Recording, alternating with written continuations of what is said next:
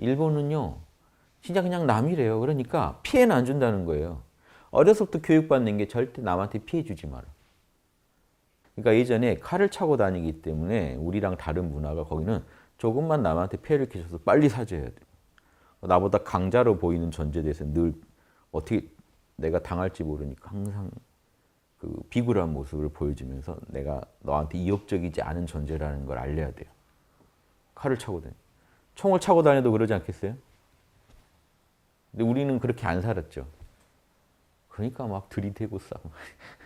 근데 거기 일본 같으면 그런 문화를 안 살았잖아요. 그러니까 그런 역사적인 배경도 있어요. 그래서 절대 피해주면 안 된다. 그런데 남의 일에 신경도 안 쓰는 거죠. 그러니까 큰 사고가 났을 때 딱 드러나는 게 일본은 어떻게 보면 더 매정해 보이는데 합리적이죠. 우리는 정이 넘쳐서 오히려 비합리적이고 뭔가 비이성적인 모습이 나와요. 남들이 볼 때는. 그런데 저희는 그 부분에 주목하자는 거죠. 한국인이 갖고 있는 남을 나처럼 여기고 있는 이 서양하고도 우리가 되게 다른 게 서양을 보면요. 이런 게 덜하니까 되게 합리적인 결정을 해요. 사실 매정한 결정을 잘 하니까 어떻게 보면 우리보다 더 나아요. 합리적으로 법도 따르고.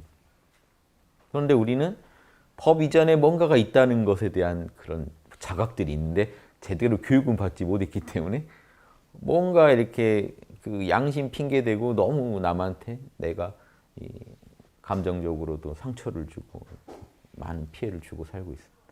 이런 개인 공간에 우리가 함부로 바로바로 불쑥불쑥 침범하는 민족 아닙니까? 쓱 들어오는 개인적 공간에. 그러니까 서양 같으면 절대 들어오지 말아야 할 공간에 우리 같으면 그냥 쓱 들어가서 막 남의 집 들어가서 다 막 반찬이 어쩌네 막 이게 다 한다고요. 이렇게 하면 남편이 도망가네 막 이런.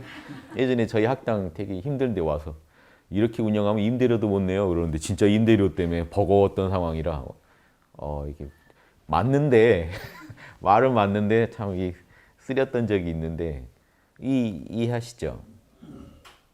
저도 똑같죠. 한국인이라 이게 막 입이 움직이고 막 그래요. 그래서 자중하려고 항상 노력하는데도 너무 나 같아서 너 그러고 다니면 안 돼. 이런. 그러니까 우리는 답이 양심 분석을 해서 그런 걸 승화시키는 방법을 찾아내는 수밖에. 이것만 찾아내면요. 다른 민족이 못 풀던 문제를 풀 수 있다는 거예요. 인간은 어떻게 살아야 되는 거예요. 오히려 다른 민족이 앉아서 나와 남은 둘이 아니다. 이걸 명상하게 만들어야지.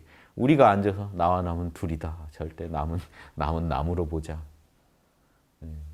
우리는 사실 그런 걸 좀 해야 돼요. 그런데 그냥 매정하게 하기 연습을 하는 게 아니라 양심을 온전하게 구현하기 연습을 하면서 풀면 얼마나 긍정적으로 우리의 장점을 살리면서 문제를 풀 수 있을까. 이게 이제 제가 관심사인 거죠.